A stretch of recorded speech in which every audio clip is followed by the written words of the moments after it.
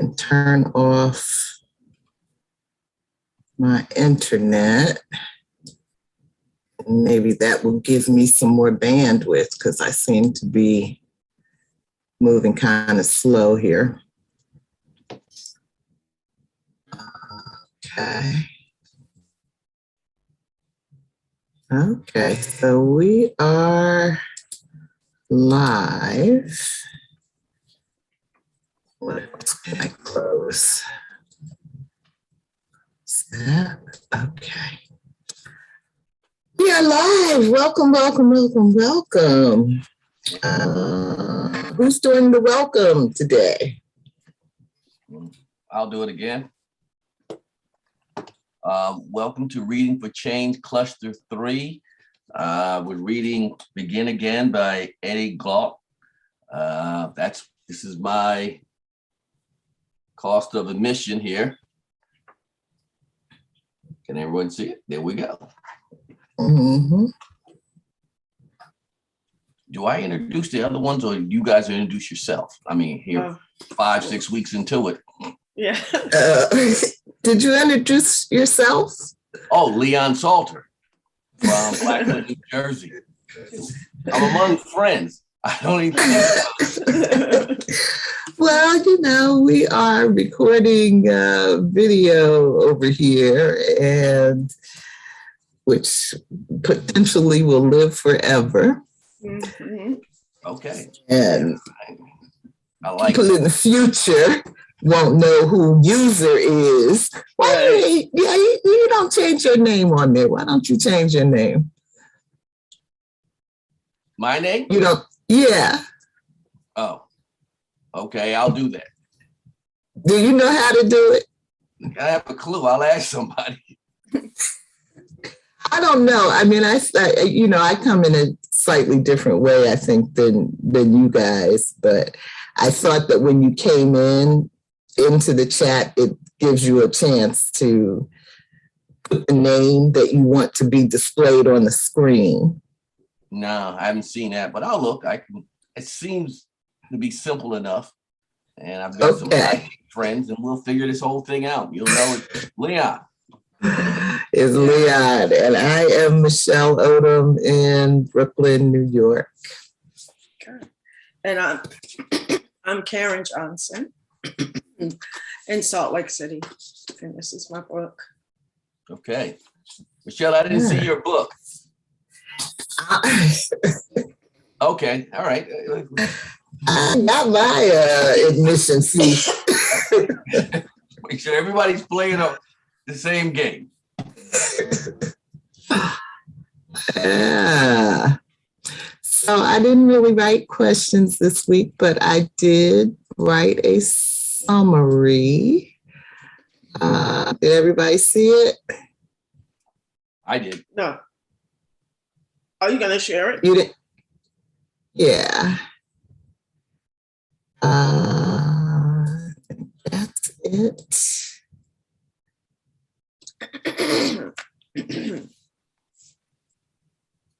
Okay, where's my pictures? Okay. I'm going another way.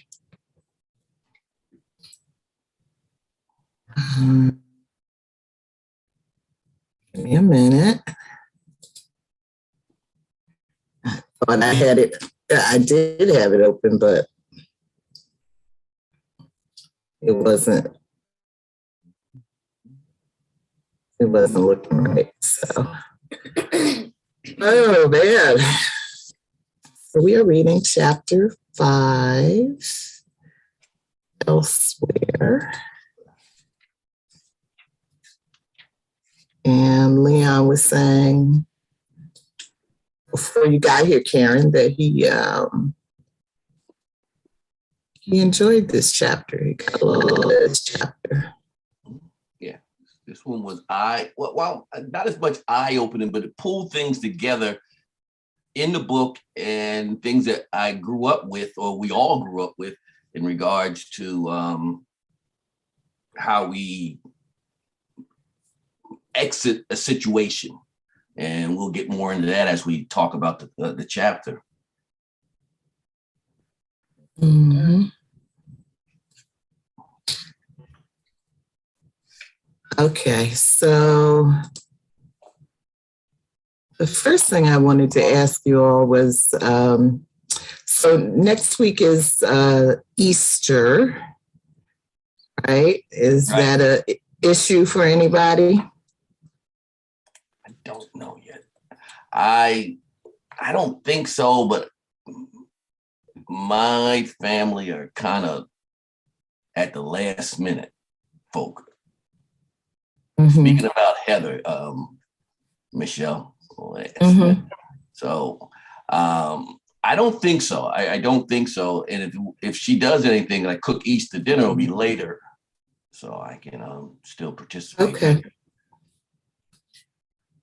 Okay, who feels like reading? So Michelle, what about you? How do you feel about Easter? Do you want to It's take not the a pro- day off? It's not a problem for me. Okay. Yeah, if we start, well, I am 2 hours behind you guys, but if we start kind of on time and leave on time, then it'll be okay for me. Okay, cool. Okay. So we're on for Easter. Okay. Who feels like reading? I'll read it.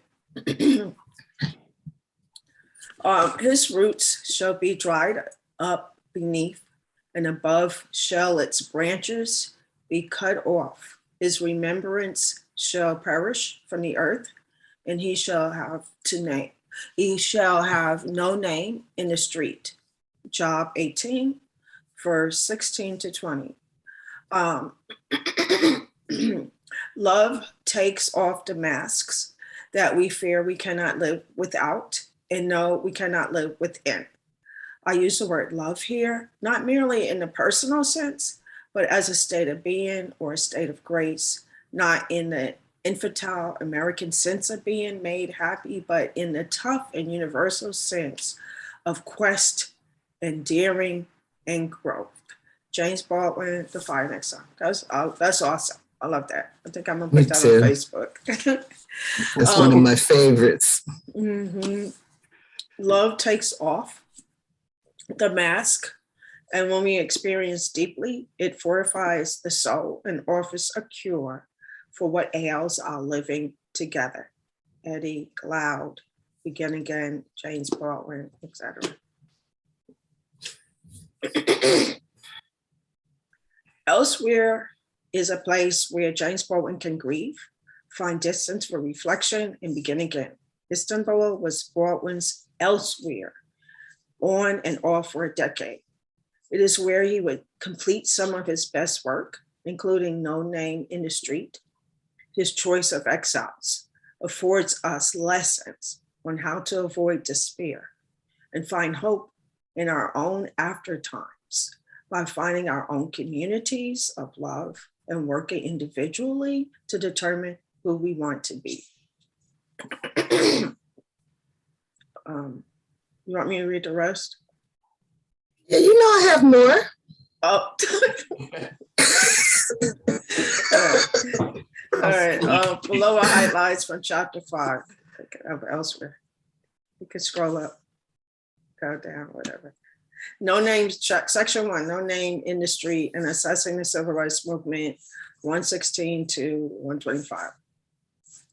The 1972 publication of No Name in the Street represents some of James Baldwin's best work. It grapples with loss, trauma, grief, rage, memory, and betrayal in its combination of autobiography and history as it wrestles with assessing the civil rights movement and the meaning of its death for the country. No Name follows a period of writer's block where depressed and suicidal Baldwin struggles to bring his structurally innovative text to the page. In this book, Baldwin uses memory fragments as triggers for extended reflections and sought to make sense of the after times. After publishing No Name, he then turns his attention to telling the story of Black power as he raises funds and sparks support for Angela Davis and the Soledad brothers, laboring under the accusations of selling out the movement, the grief of lost love, and burden of physical illness, while finding sanctuary among friends and loved ones. Section 2, Baldwin's Elsewhere, Istanbul is a place to begin again. Elsewhere is the place Baldwin lived on and off for roughly a decade, Istanbul, Turkey. He started or finished many of his most important works, including No Name Street, in the place where he found sanctuary with friend Egan Cesar, a silent and private space for intimately dealing with his grief after April 4th, 1968, and the will to begin his life and works again. Section 3, A Choice of Exiles. Baldwin offers reprise, always mess up that word. Respite. Yeah, respite. An experience of freedom and a different vantage point from which to see the country of his birth. It is a space for self-creation and resistance to the lie, apart from America's assumptions about who people should be, and a key feature of his social criticism. Baldwin did not see himself as an exile or a patriot. He always saw himself as a Black American, exiled from birth with a choice of exiles. Despite extensive transatlantic commuting, the country was forever on his mind, together with ideas on how to rescue it from the lie that produces white people. Section 4, Baldwin and film. Sadiq Paquet filmed James Baldwin. And this picture is Sadat. Uh-huh. Okay. Filmed James Baldwin from Another Place on location in Turkey in May 1970. By then, Baldwin was famous in Istanbul, and this elsewhere no longer afforded him the peace he had come to rely on. The images of Jimmy are beautiful and intimate, enveloped in a deeply personal visual landscape. It is set to the haunting jazz compositions of Sonny and Linda Shaw Rock. It reflects on his presence in Istanbul, on how he understands himself as a witness, on how he views his own sexuality and how it is perceived by others. Also, he speaks powerfully about the privacy of his sexuality, about the fact that he has loved some men and some women, and that the challenge is to say yes to life and to know that love saves. He shares how he is best able to see the US from another country, and that it is now time to move on with our urgent need to finish the book. Who are those people in the photo? This is Linda, Sonny and Linda Chirac. Yeah. Oh, okay. I'm not familiar with them. And these pictures, well, I went to listen to some of their music. It's definitely haunting, kind of sunrise. Okay. Yeah. And were they living in Istanbul? I don't know if they were living there, but they were the musical backdrop for the film that Paquet did. Oh, okay. And then these photos are all by Sadat Paquet. Oh, okay. Wow, this is awesome. And so, all right, so you just got them off the internet? Is this in a book besides the film? Yeah, I got him off the internet. And in fact, Sadat Paquet apparently is still alive. He has a website. Oh. And so you can find the short film there and a lot of pictures. And what about Linda and Sonny? I don't know. I don't know if they're still alive, but they have a large musical collection Wow, of I stuff. never heard of them. Yeah, I'm gonna check it out. Yeah, well, it was a little hard for me. It was a little, over my head, I'll say. Oh, okay. Section 5, and elsewhere at the margins and inside each of us.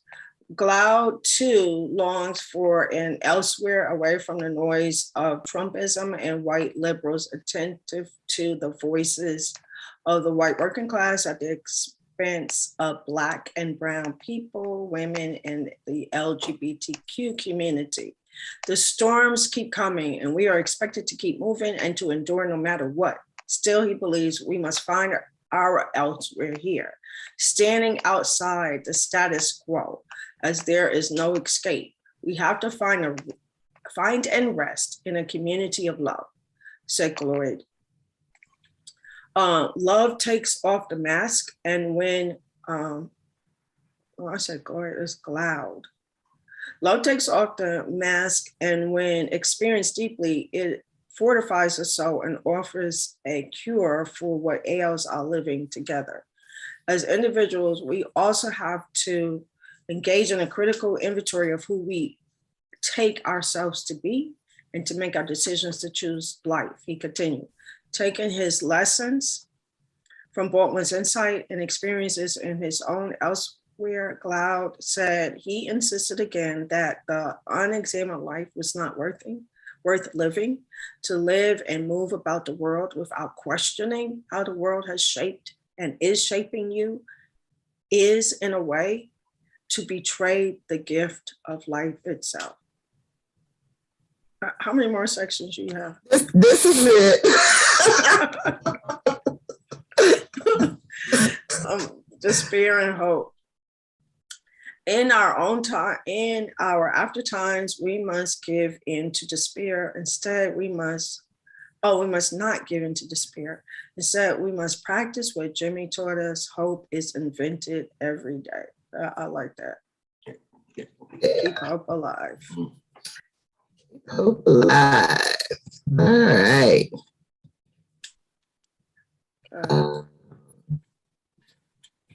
So why don't we start with this book club questions 10 and 11 on page 243 in the back of the book. Okay. Oh, I don't have that page. I don't have questions in my book. What do you have? I You do got a not have hardback. it. Yeah, I have a hardback. Yeah, you should get it all. So You have a hard? Yeah, I bought this when it first came out, so I don't have any questions. Okay, so this is the paperback, which came out, I think, a year after the hardback. Mm-hmm. And it includes 13 questions, so not a whole lot.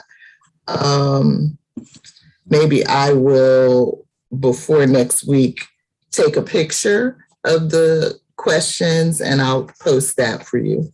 Okay. So question 10 is, what did James Baldwin mean about being an American exile, both living abroad and within his home country? Why does Glaude suggest that elsewhere is a more appropriate term? And what can elsewhere offer? And question 11 is, Glaude talks about finding and building communities of love. What does that look like for you?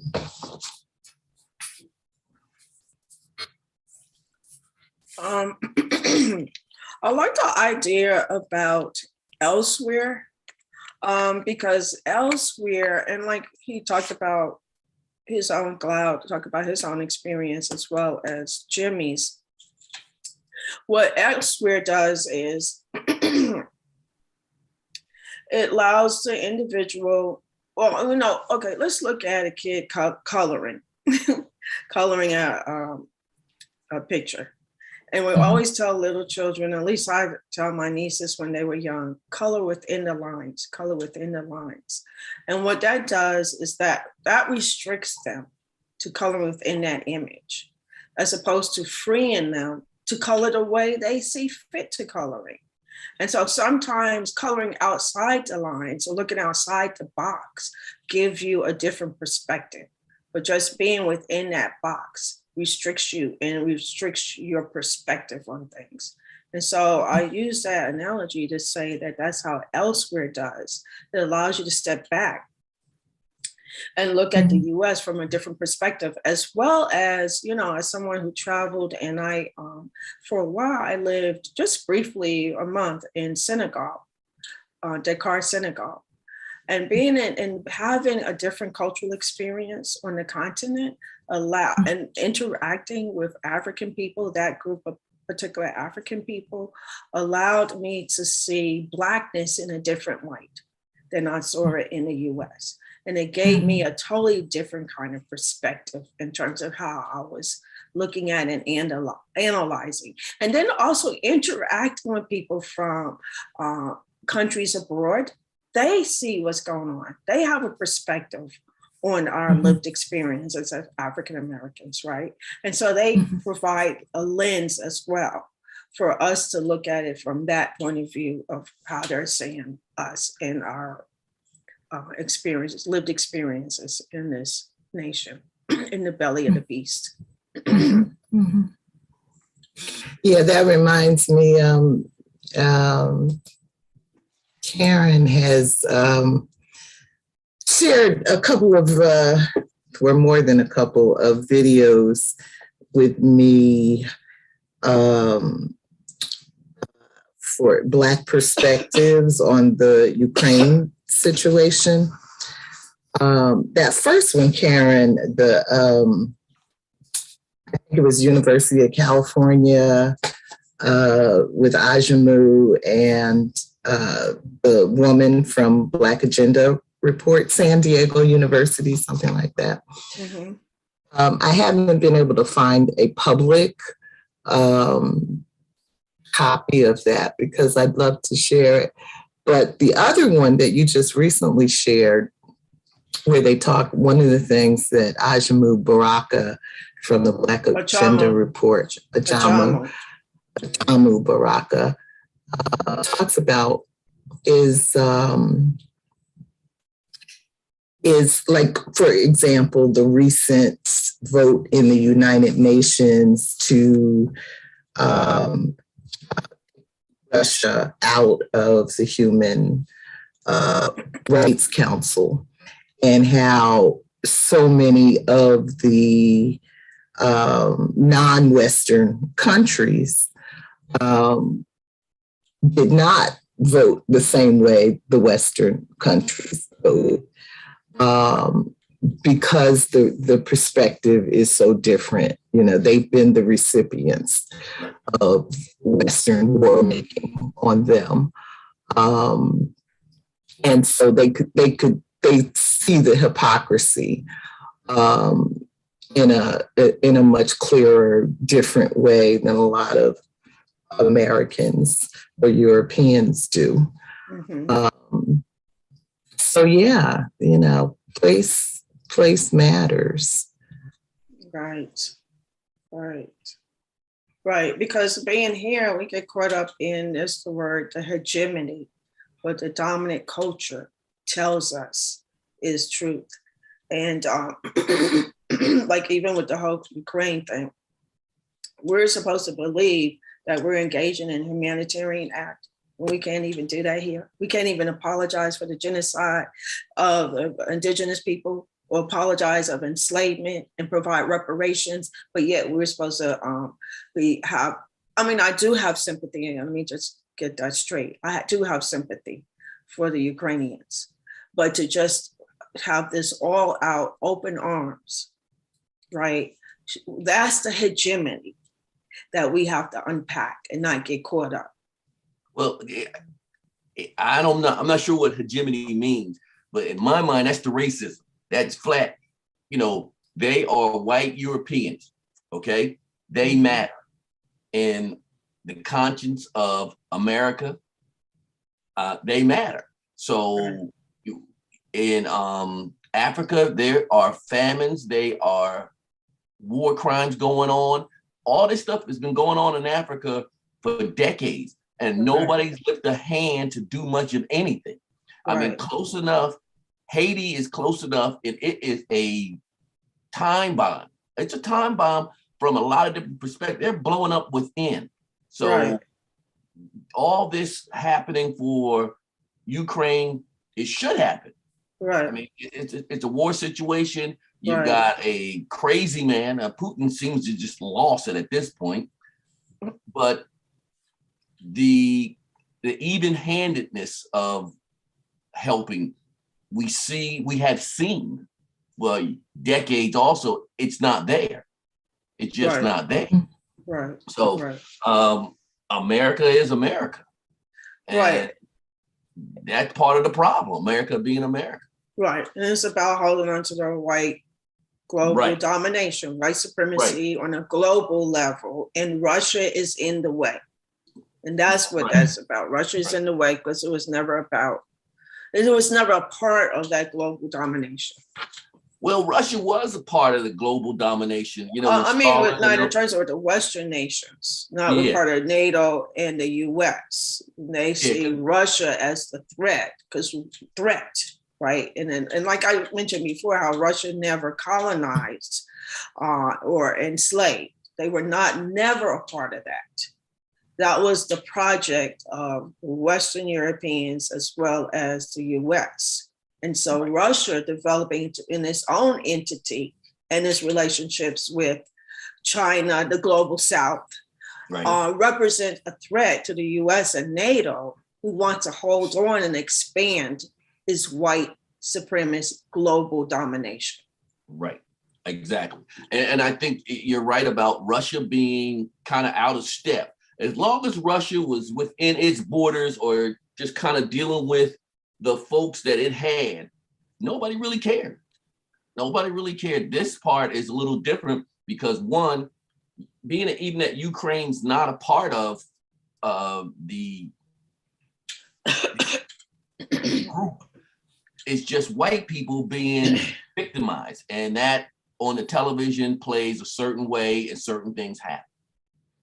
It's just simple as that. I mean, as you said earlier, there hasn't been a formal apology. There hasn't been anything formalized from the United States government in regards to slavery, in regards to Jim Crow. You know, it's just all these things, man. Separate but equal was a thing that Black people lived under for decades. And just were crushed. You know, and when we talk about elsewhere, what I got out of elsewhere was elsewhere is nowhere and everywhere all at once. I think I first was really turned off because now James is talking about Istanbul, and you know what I'm saying, this guy that went to Istanbul, he's got an apartment in Paris, he's at the Beverly Hills Hilton. Damn, you know, yeah, you're out of this. You ain't part of the group, man. You're not got a place in London. Right. You're not in North Philadelphia. You're not in Harlem. You're not in Jersey City. You're not in Newark. What's going on? But then as I read and they talked about how he looked at it, I am American. You know, the Istanbul thing was giving him a chance to observe from the outside America. He never gave up his Blackness or his stripes or the scars that he got from America. He carried those and he carried them proudly. I think being in Istanbul, being in these places where he had that solitude to think and write.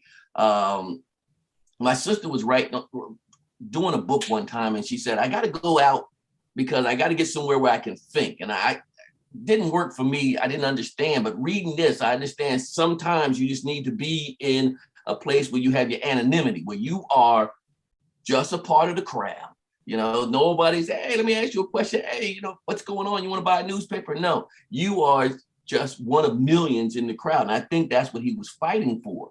And then you add some of those other pieces, the love, the commitment that he made to the students in Howard, the commitment he made to Angela Davis to raise money.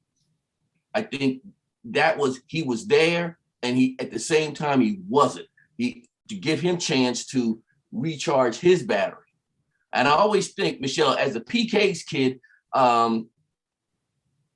you know how the visiting preacher would come in and he would stay at the local preacher's house. He's the guy that's going to bring the fire. He's the guy that's going to say that he's the rebel rouser, to take a white term. This guy's coming in. He's to solidify the congregation, the people. He's the one that's kind of saying, okay, we getting ready to step off. We're going to do that. And that's that elsewhere. That's that sanctuary that we as Black people always had. You know, the people would cook, people would open up their houses and say, okay, you don't have to worry about anything because you bring in the message. You are the messenger. But you're there, but you're not there. You don't have to worry. I call it the day-to-day things of life. We'll take care of it. So you came on in. Mm-hmm. Yeah, change of pace. A change of pace. And you know, even though the same stuff was going on in Biloxi, if you came from Atlanta, it was all the same, but you were the new person. Mm-hmm. And you had, in my mind, it was things taken away. The day-to-day drudgeries of life were taken away, and you were just there to focus on getting the people to understand. You know, when King came in, he had the people to understand. That's how it worked. In my estimation, that's how it worked. These guys would come in and they in a particular religious group, they have an overseer, and he kind of travels around just to make sure the message is still being pushed. And he would be the guy coming in to, okay, you know, he would have more of a fiery message. He or she would have more of a fiery message than the locals, because the locals are still there and they got to deal with what's going on there. And then at the end, they always, open up the church or whatever it may be to solidify and show the love for the group. Yeah. We all in this together. And, for me as a PK, it was, we moved so frequently that I learned how to feel at home inside myself, wherever I am. But the new places do always give me a sense of starting over. I was just remembering this man who threatened to kill me, because I tend to bring that out in men.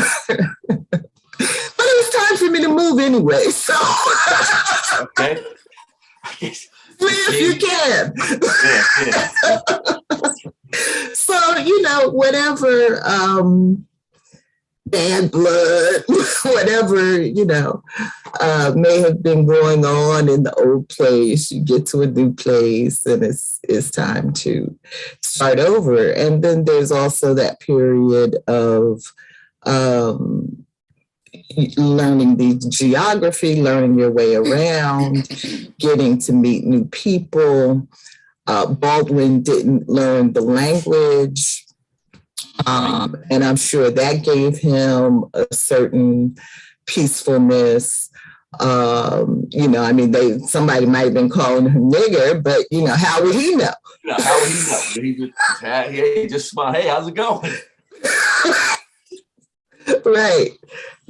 So I could definitely relate. And in terms of the question, what did Baldwin mean about being an American in exile? I think he means that Black Americans, no matter how long we've been in this country, no matter how much blood, sweat, and tears, no matter how many wars we fight in, no matter what we do to try to prove our right to citizenship. It's always contested. It's always challenged. It's always denied. I think I've mentioned it before, but just if you think about the Voting Rights Act and that being a temporary decision, how is that a temporary decision? And the Voting Rights Act, what is it? Less than 50 years that passed. So about 40 some years. So yeah, it was sold to us as here's the change forever and a day. This is in stone.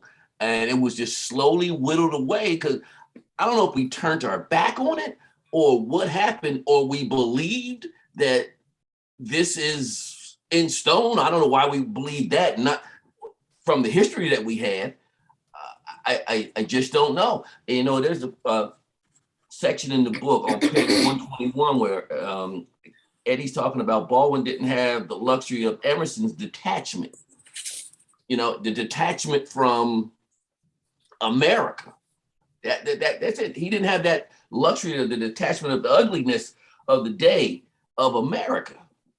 So, when Emerson went somewhere or did the same thing that James tried to do, he detached himself from America. And like you said earlier, he didn't learn the language, but that didn't mean the ugliness of America wasn't coming through to him over there. Right.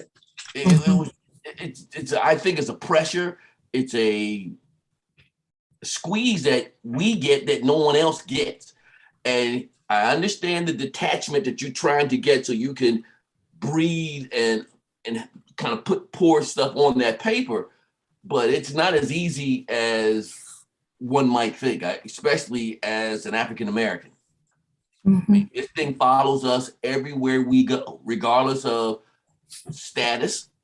And that was like when I was looking at it earlier, how can this guy talk about he's got a hard time, and he was in the Beverly Hills Beverly Hills Hotel writing things on Malcolm X. And yeah, bad gig. Right. Yeah, he sure had a privileged lifestyle as an artist, even though that he was wrestling with institutionalized forms of racism. That just goes to show that, no matter what your class status is or what your privilege is, you're still going to wrestle with institutionalized forms of racism. What that did was just allowed him the freedom to think about it, whereas everyday folk struggling, like if I think about my grandparents, right? Grandmother worked as a maid, and grandfather worked as a chauffeur.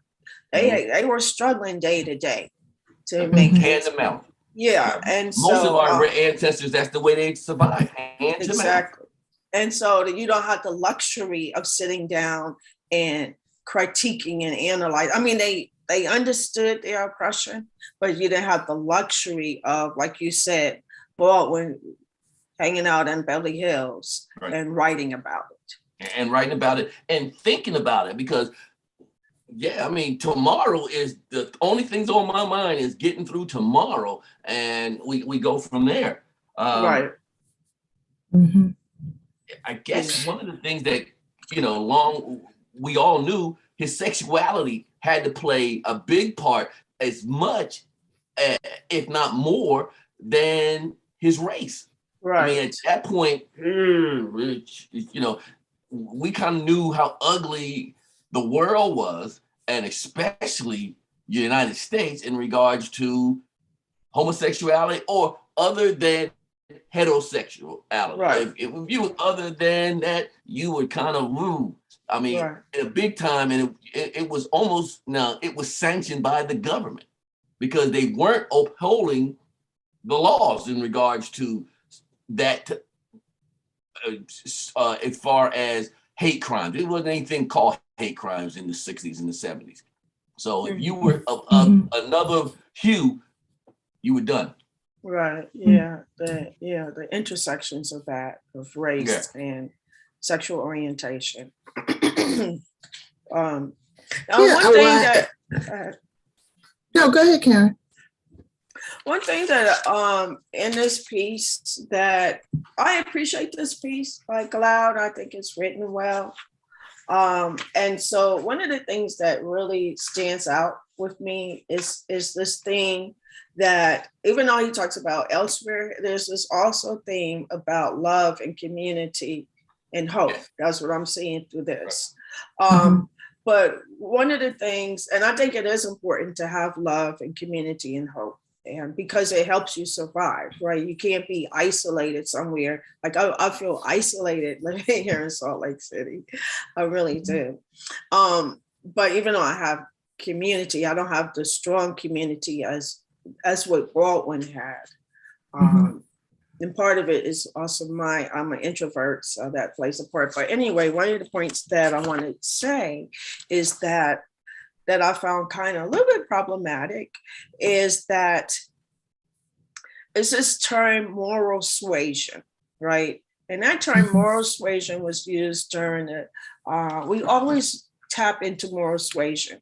And moral suasion, the first time I heard that term was used during the antebellum years in this country, where the abolitionists, the white abolitionists, I'm going to give you a definition in a second, but the white abolitionists in this country during the antebellum era was trying to use the term moral suasion. They were trying to persuade the government to do the right thing in terms of abolishing slavery.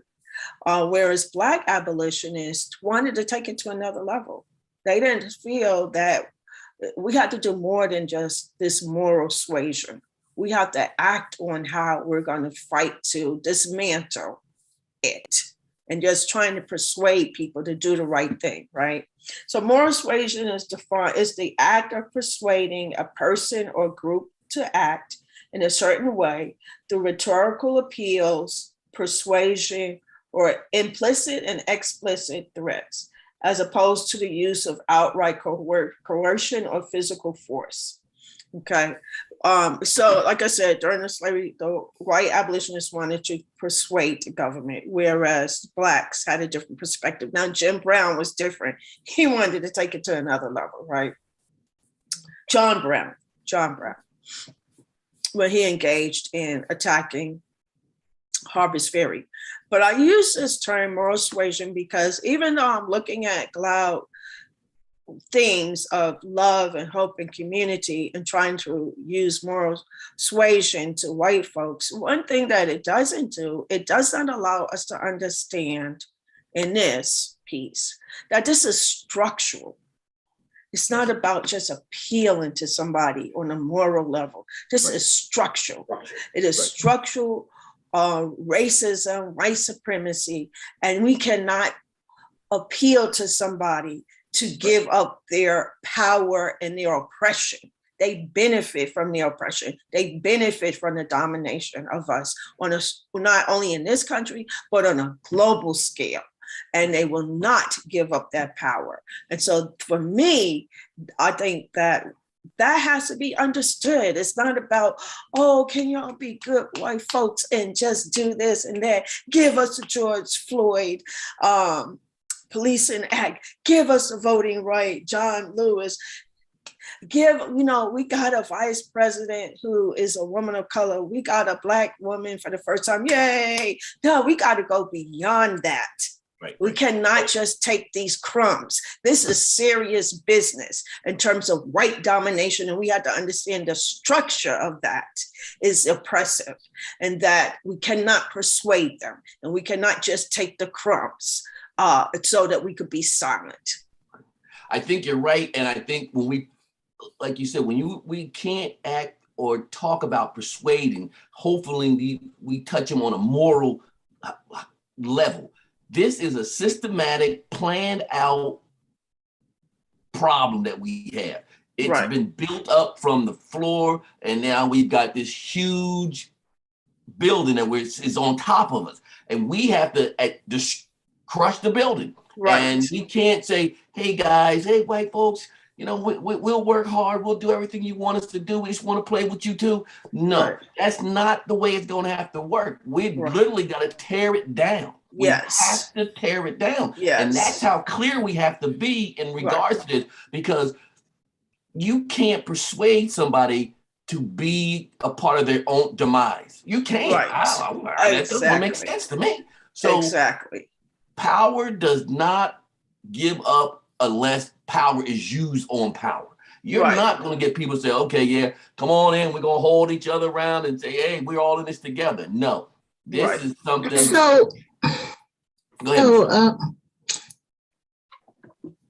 So in this chapter, he talks about raising money for Angela Davis and Soledad Brothers and all that was going on then. When I came into the workforce in the early 80s, I was working for a law firm and a couple of legal associations in Harlem who did a lot of pro bono work for a lot of the celebrated political trials that were going on in that era. And there were a lot of them. And that was still a period when you could generate some interest, you could generate some support from the Black community, you could generate funds, you could you could have people marching and rallying and trying to free political prisoners. It was still happening then, but it was on the downslope. And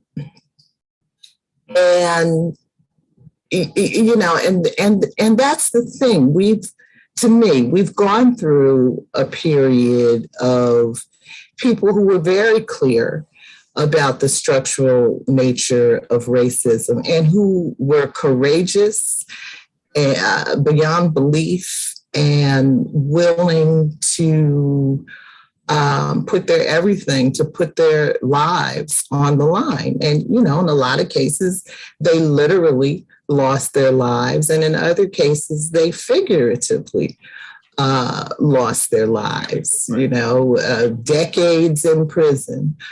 But,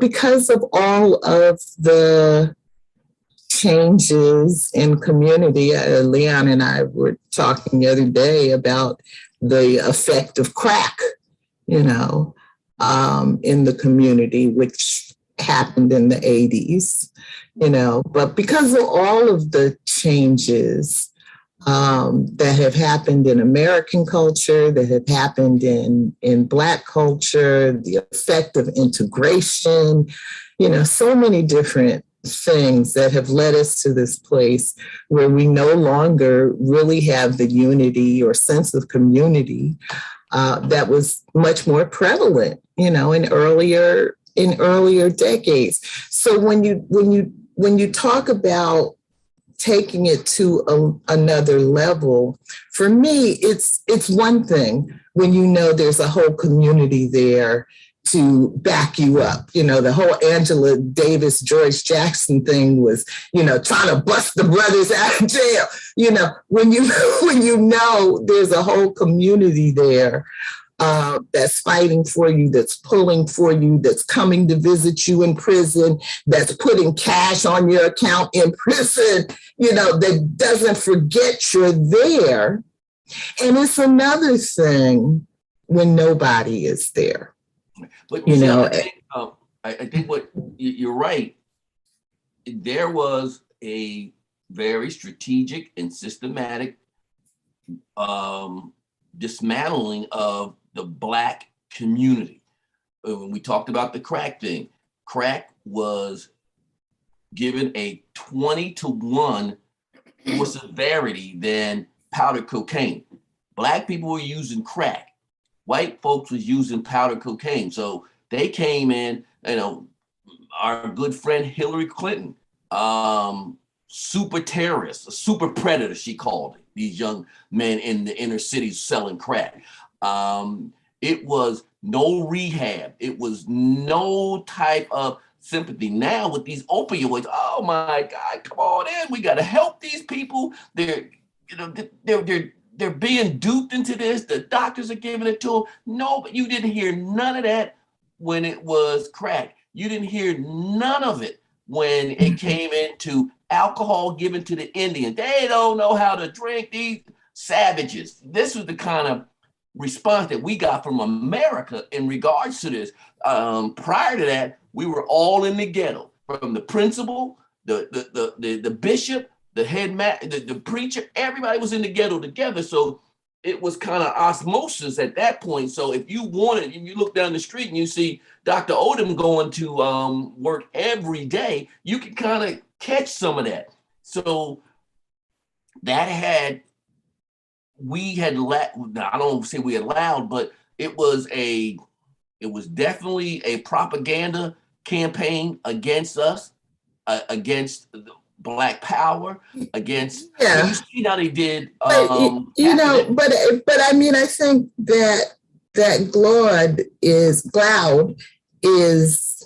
writing a book in the time we live in now, from where we are now, and certainly he is well aware of the structural nature of racism. But to defeat that structural nature takes a lot of stuff that at the moment we don't seem to have. And so his question 11 about building communities of love, and what does that look like for you, I think is about developing the capacities on an individual level so that we rebuild the community level strength that we need to be able to address structural issues. Right.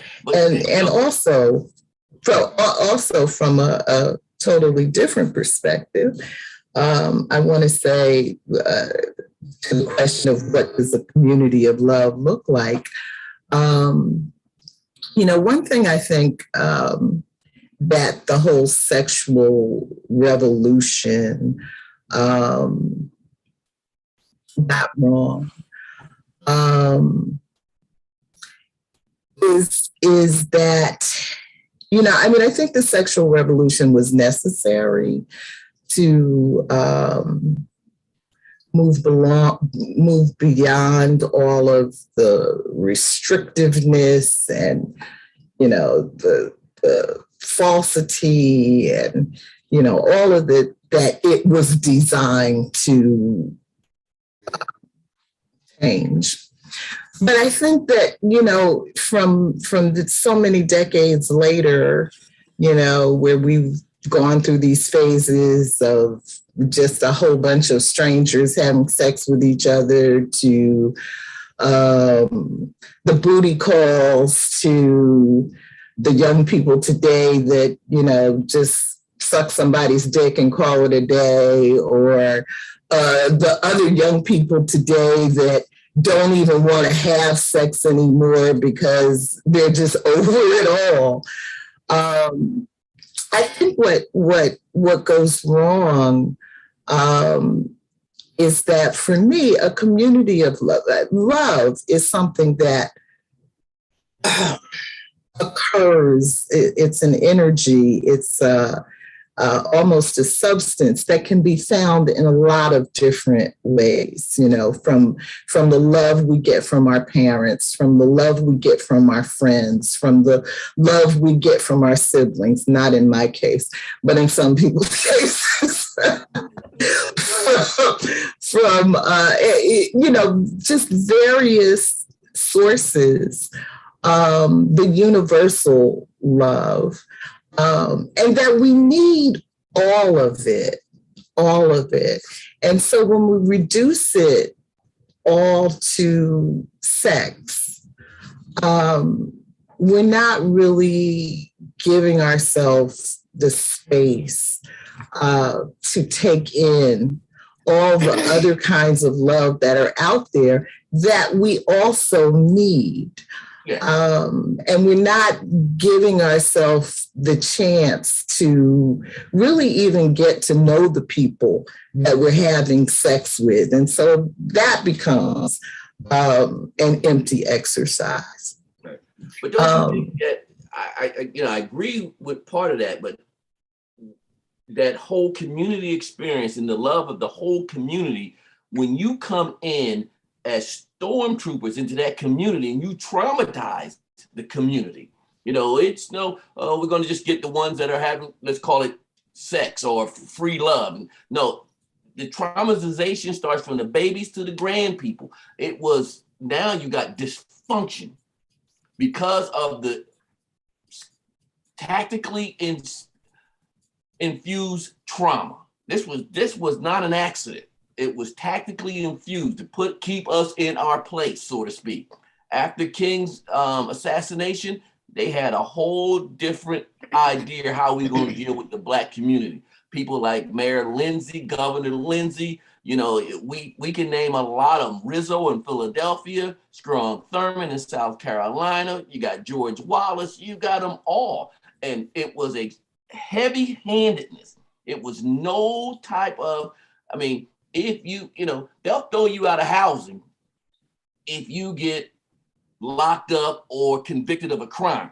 And for Black people, I want to say it's better than 50% that a lot of folks, what they went to jail for might not have did it. Now, I'm not saying they're not criminals or could have a criminal history, but we were railroaded so much that now when you come out, you can't go back to a family situation, a loving situation, because of your criminal record. You can't go in the public house. You can't get a job. What the hell you think he's gonna do or she's gonna do? I gotta survive. Right. So right. I think we can't separate it, but in Black people of color, because you can't leave out what happened to the Indians, what's happening to the Hispanics down in that Southwest area. It was a systematic, we gonna get you kind of situation. And at that point, they, in their mind, they kind of said, we do need you for certain things, because we're rolling the timeline back. This is in the late 70s, early 80s. We still need people to work the fields. We need manual labor. We need these things. But you can only aspire to go so high. I think Karen was trying to get a word in. She's an introvert. I'm an introvert too, Karen, so I understand. Karen, we don't fight. We don't fight to get in the conversation. No, don't believe that. Yeah, you better jump in, Karen, boy, and elbow somebody. Yo, get up off me. Let me go. So I do like the piece about love and community. Cornel West and also Bell Hooks wrote this book titled The Beloved Community. And both of them, and plus Bell Hooks also wrote another book on love. And both of them really believe that, love is important in terms of us doing this work. It helps us survive. It helps us be connected. It helps us to imagine and reimagine a better society. So I think love is important. One of the things that I see, and we have to understand that this is a corporate capitalist consumer society that dictates how we should navigate our life, that dictates what love is about, that dictates what happiness is about. And I think that as this society has grown, not grown. A lot of us have been indoctrinated and confused about what is right, what is love, what is a beloved community, and what we should be moving towards. A lot of us think that happiness is about purchasing property, which that provides you equity in your and wealth, but we think that that's the path that it has to be on. I need to get married. I need to have children. I need to purchase property. I need to have these kind of cars, etc. And so this kind of society has really destroyed us as a community. We see these mega churches. You talk about churches, right? Churches used to be the bulwark against racial oppression and Jim Crow and all of that. But now we see these churches, and a lot of them are about making money and profiting off our folks, and not instilling values, not being the protection that we need against this white supremacy. And so this whole idea about love, a lot of us need to relearn it, re-understand it, and learn from our ancestors. And so for that, I really do appreciate him looking at Baldwin and looking at that time frame as a reminder how we were navigating and thinking about how to begin again, if you will. But don't you think that when he talked about his thing with Trump, that Trumpism and whatnot, he was pulling it together, kind of the lie. Here again, we're looking at the lie that Trump and his people. So this book was written prior to the January 6th assault on the Capitol. But he's saying that we have to navigate the waters with sharks, pariahs. We've got a lot of people out to get us, to change our mind, to change our narrative, along with weak people on our side, soldiers that not hold up to the pressure. You still have to navigate the Trumps, the other folks out there that's putting up a propaganda front that's saying, hey, we did everything we can. Now we got to move on. No helping them because they're not helping themselves. They are steadily trying to steal our narrative and make it theirs and make it part of the propaganda. I had said earlier, they stole the Kaepernick narrative and they just flipped it. Something about the flag. Nobody can talk about the flag. Hell, it was police brutality. It's still police brutality. As people dying in the street, Trump's talking about the flag. And when you watch the assault on the Capitol, people had the flag, beating people with the flag. What the hell is that? So that's assault on the flag. If we are a democracy as they want us to believe. So I still think that the love is in our community. What we have to do is elevate it. We have to elevate it and say, okay, and the dumb things is little things, making sure if I'm sweeping my walk, then walk next door, the person walk next sidewalk next door, if that person can. Making sure, hey, it was a couple old ladies in my neighborhood that, oh, what you doing? Your parents are working. You need to check yourself. And it was one old lady, and she always sat on Steamboat Street, right in front of her house. She would stand up to let you know she looking, and and challenge you to say something to her. And she couldn't have been no more than 5 foot and maybe $105, but she ran that corner. I mean, if the drunk came down the street, he would tip his hat and keep walking. He wouldn't say nothing. So we have to elevate the love in our community. We have to elevate the situation in our community. We know what love is.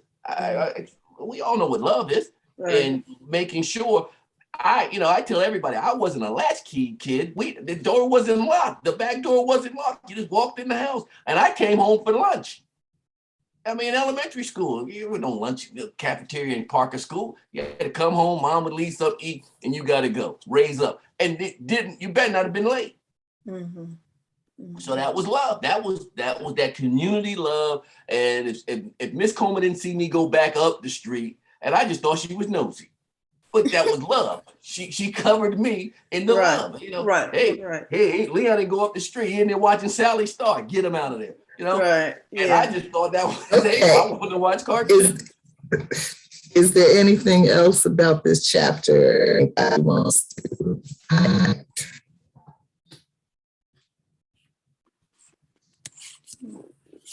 Yeah, it was well written. I enjoyed it. Yeah, right. It was just one last thing.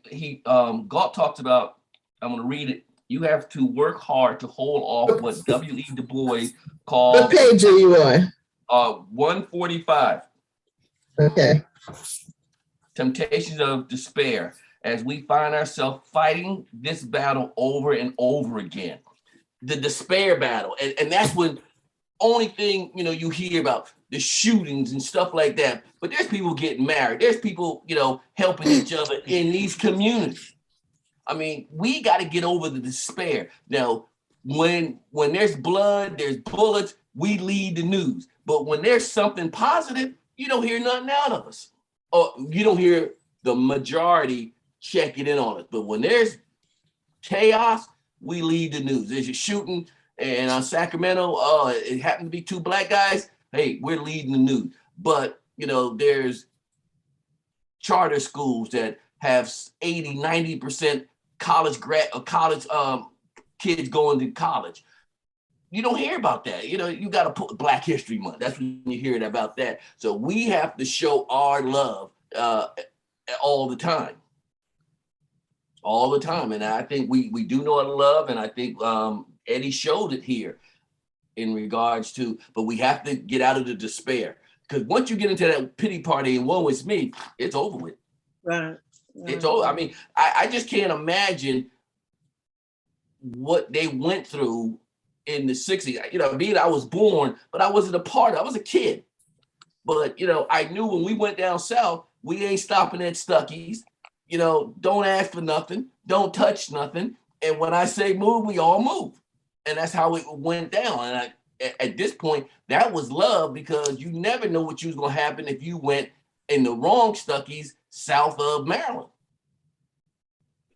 Mm-hmm. Mm-hmm. Okay.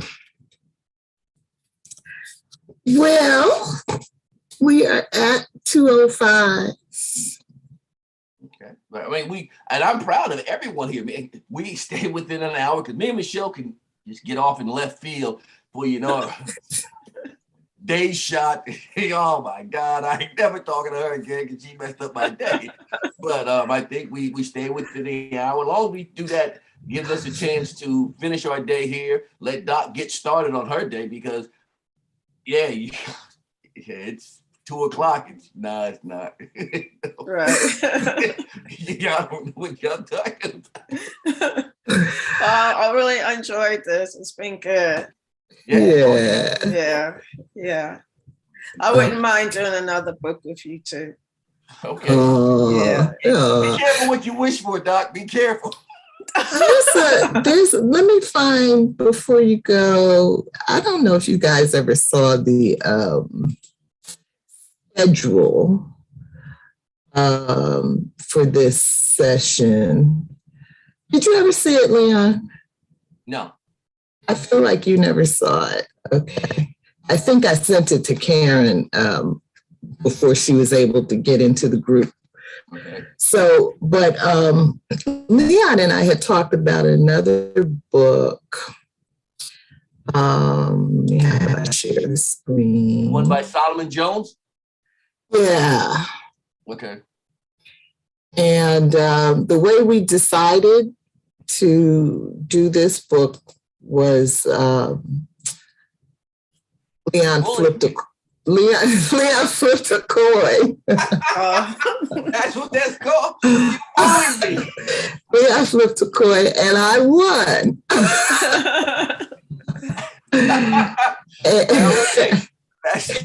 We got two sets of facts here. And but you know, and so we were going to decide, you know, if we could stand being with each other for another book. So this is the schedule. Uh-oh. It didn't stay up. It didn't stay up. Okay.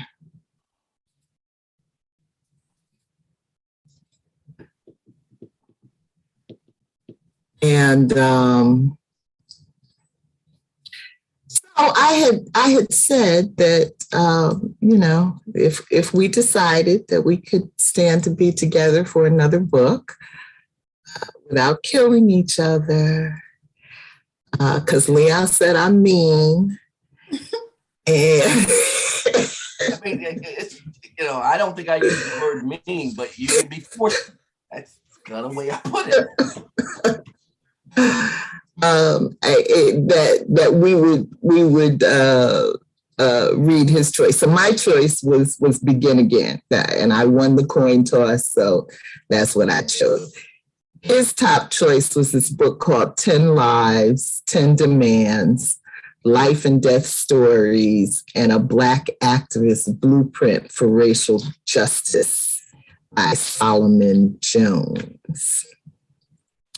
And so I said I would read it, even though Karen is always making book suggestions and tagging me.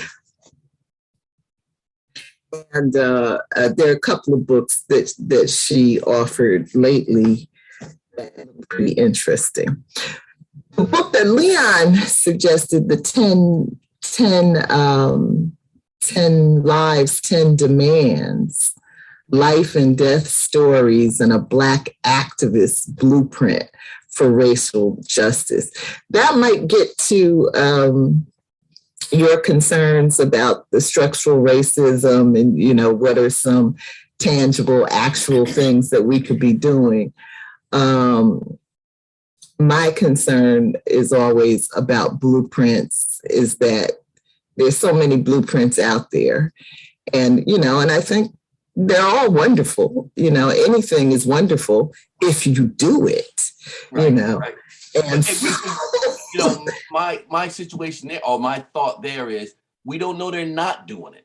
And that's the thing. I mean, we all should be, nobody knows we're reading this book but us, right? So if we picked up the next book and we decide to do something from that, it might not be global, but here again, that love and that energy is going to permeate the people that we come in contact with. Right. And that's the whole thing. That's how I look at it. Okay. Mm-hmm. Now, the one thing about summertime reading is I got a vacation. Now I'm not sure that my job gets busy during the summertime. We get rocking and rolling during the summertime, and this is going to be the first summer in 2 years that we're at full strength because of COVID. So now we're going to be out there, and just demands on my time. If we decide to go forward, we'll figure out a date. We usually take most of the summers off with my book groups anyway. So. Mm-hmm. Mm-hmm. Oh, well, I still read. Like when I go on vacation, that's what I like to do, is take a couple of books with me and just chill. But I'm in, at